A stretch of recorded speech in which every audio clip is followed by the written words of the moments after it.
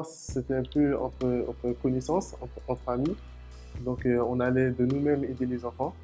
Et du coup, on a dit qu'il fallait s'organiser beaucoup mieux. Et de là, on a créé une structure. Et donc, l'association Ensemble pour la réussite. Mais c'est un projet qui date de plus de 10 ans, lorsque j'étais étudiant. Donc, j'ai toujours été sollicité par des parents, en l'occurrence des parents d'origine étrangère, donc qui ont des enfants scolarisés dans les écoles élémentaires comme dans les collèges, donc ils nous demandent d'intervenir auprès de leurs enfants pour les aider à faire des devoirs. La première année, on a commencé en mars-avril. Et c'est par année scolaire. Donc, on a commencé vraiment à la fin de l'année scolaire 2014-2015. Et là, on avait à peu près on va dire une cinquantaine d'enfants aidés. Et un an après, donc là on est en mai, on a déjà 142 enfants aidés. Donc là, le bilan il est vraiment on va dire, positif en une année. Alors l'association a deux buts, donc, ou plutôt deux publics. Donc on a le public jeune, donc pour ça on fait de l'accompagnement à la scolarité. On a un public un peu plus âgé où on fait de l'accompagnement social. Donc pour les jeunes, l'accompagnement à la scolarité, on a mis en place des séances de parrainage. En mettant un binôme de lycéens et des enfants, j'ai vu que la proximité en âge joue beaucoup. Et depuis, donc j'ai trouvé nécessaire de mettre ça en place dans le département 92 et ça a soulagé pas mal de parents. J'ai été félicité à la fois par des lycéens qui sont sollicités pour accompagner les parents et en même temps, je me fais féliciter par des parents qui se trouvent un peu soulagés d'avoir quelqu'un, un interlocuteur proche qui prête une oreille attentive à leurs enfants. Dans les vacances scolaires, on organise des sorties culturelles. Donc, on a déjà été visiter le Louvre, on a été au Sénat, on a été à l'Assemblée nationale. Et en juillet, on prévoit de faire des baptêmes de l'air aussi pour certains enfants. Et au siège de l'association, les mercredis, on reçoit beaucoup d'élèves. Donc ça, ce sont les actions qu'on coordonne dans les écoles, en accord avec les chefs d'établissement et aussi dans les permanences.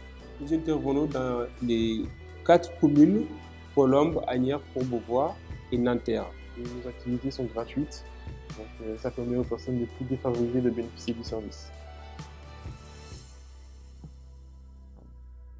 Je m'appelle Deben Thierry, j'ai 20 ans, je suis en contrat avec le service civique de l'association Ensemble pour la réussite.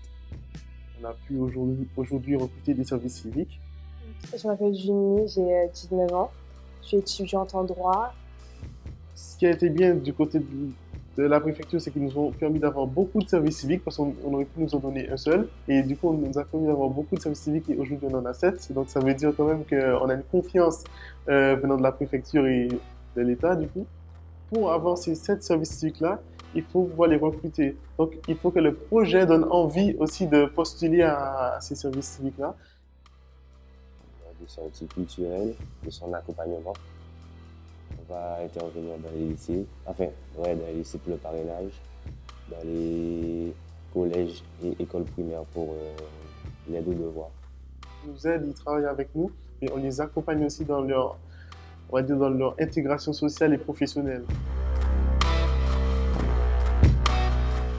Alors, la deuxième action de l'association, c'est de permettre de favoriser l'implication des parents dans la scolarité des enfants. Ainsi, à la veille de chaque période de vacances scolaires, on organise un goûter à l'heure de l'action dans chaque site où on intervient régulièrement. Ce jour-là, ça sera l'occasion pour les parents des enfants parrainés, ainsi que les chefs des établissements, les professeurs, les directeurs et des lycéens de se rencontrer autour d'un petit goûter que nous prenons totalement en charge pour discuter sur la scolarité des enfants. Voilà. Donc, la troisième action, c'est l'accompagnement social. Par accompagnement social, il faut viser l'insertion des populations. Par exemple, aider des gens à remplir des formulaires. Ça peut sembler souvent banal de remplir prénom-nom, mais ce n'est pas toujours le cas. Et en même temps, on octroie des cours de français langue étrangère pour mieux faciliter leur intégration. J'ai découvert l'association quand ils sont passés dans mon lycée. Ils ont présenté leurs activités, ce qu'ils comptaient faire pour les collégiens. Donc du coup, ça m'a séduit. Avant de parler d'une relation intellectuelle, c'est vraiment une relation de confiance que les enfants nouent ensemble. Et après, effectivement, on commence à travailler et là, ça devient un peu une aide de départ.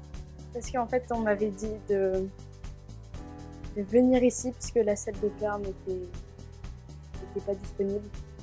Et du coup, j'ai décidé de rester parce que je trouvais ça sympa. Et puis, rencontré Ariane, on m'a attribué un binôme. Je suis restée. L'autre avantage, c'est que le projet a plu. Parce que de dire aux mairies, notre projet, c'est d'aider les enfants. Mais comment? C'est pas des adultes, c'est pas des professionnels qui seront payés, c'est pas des cours du soir, c'est pas des choses comme ça. C'est vraiment des jeunes lycéens et des jeunes étudiants qui vont se déplacer et qui vont aider leurs enfants dans l'établissement. Donc, ils n'ont pas à se déplacer, les enfants. Et l'accompagnement est personnalisé. On m'a manqué en fait quand j'étais au collège, parce que j'avais des problèmes, mais on n'avait pas de système pour aider et être aidé. Donc du coup, j'y suis allée, j'ai sauté sur l'occasion. Je dois dire qu'à la dernière réunion à laquelle j'ai participé, où nous avons fait le bilan justement de leur intervention, de votre intervention, ça a été extrêmement positif et beaucoup d'élèves apprécient ce système ou des lycéens qui ont finalement un écart d'âge pas si important que ça, arriver à faire travailler et en tout cas à créer une accroche avec les élèves. Ce qui m'a vraiment décidé, c'est qu'il y avait une de mes amies dans ma classe qui avait participé à l'association il y a 2 ans et qui avait adoré ça. Et elle nous a fait un témoignage et elle a convaincu à peu près toute la classe. Et finalement, il y a au moins la moitié de ma classe qui doit travailler à l'EPR, mais dans différents collèges, parce qu'elle nous a tous convaincus.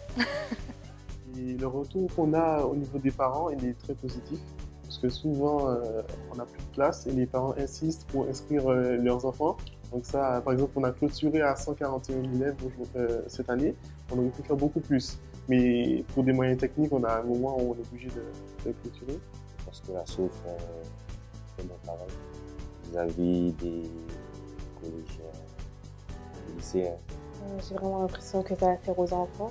Parce que par exemple, quand on va les aider dans leurs devoirs et que la semaine d'après on les voit, on leur demande si le contrôle s'est bien passé, etc. Et en général, oui. Donc je pense que ça leur est utile. J'avais pas spécialement de difficultés, mais c'est parce que j'arrive pas trop à travailler chez moi, puisque j'arrive pas à me concentrer. Et du coup, je me suis dit, autant rester. Comme ça me débarrasse de mes devoirs. C'est cool. C'est très agréable de se sentir utile. En particulier, quand on a une binôme, je pense que j'ai la meilleure binôme du groupe, la plus sérieuse en tout cas, qui vient à chaque fois et qui est la seule à écouter et à travailler à chaque fois qu'elle vient.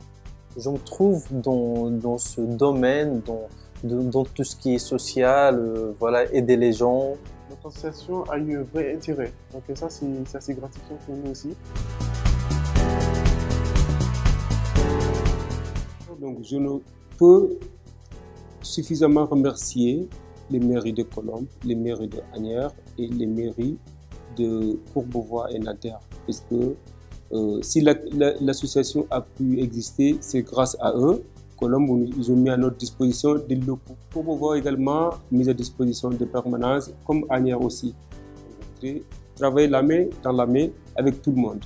On a besoin des élus, on a besoin des inspections académiques, on a besoin des chefs d'établissement pour nous faciliter l'accès dans les écoles, surtout dans les écoles élémentaires. Cette anecdote, c'est quelque chose qui m'a fait quand même assez plaisir. C'est que quand Dura et moi, on discutait dans le bureau comme tous les jours, on travaillait normalement. Et là, il y a une dame qui est venue, qui s'est présentée à nous et qui nous a dit bon, je suis en difficulté, j'ai des soucis, donc, notamment administratifs, j'ai beaucoup de choses que je n'arrive pas à faire. Et j'ai été dans d'autres associations, on n'a pas pu m'orienter. J'ai été à la mairie de Colombes et à la mairie, on m'a orienté vers votre association. Et là, elle s'est présentée à nous et du coup, on l'a aidé. À l'Assemblée nationale, il y avait un élève, il me dit « Regarde, mais c'est quoi? Mais c'est quoi ça? C'est un château, c'est beau !» Je crois que tout le monde a bien compris quel était le but. En fait, c'est surtout ça qu'il faut expliquer et que c'est dans une optique d'aide. Après, j'ai envie de dire, c'est plus aussi aux parents d'accepter aussi. L'élève, c'est le premier. Le premier, c'est lui avant tout, parce qu'on peut être d'accord, mais si l'élève n'adhère pas, ça ne fonctionne pas. Donc je crois qu'il y a aussi une affinité à créer entre le lycéen et le collégien, donc c'est ça qui est intéressant. Et surtout, ce que j'espère, c'est que ces mêmes lycéens ou ces mêmes collégiens continueront à se voir, pas seulement cette année, mais peut-être l'année prochaine, et garder ce lien qui existe.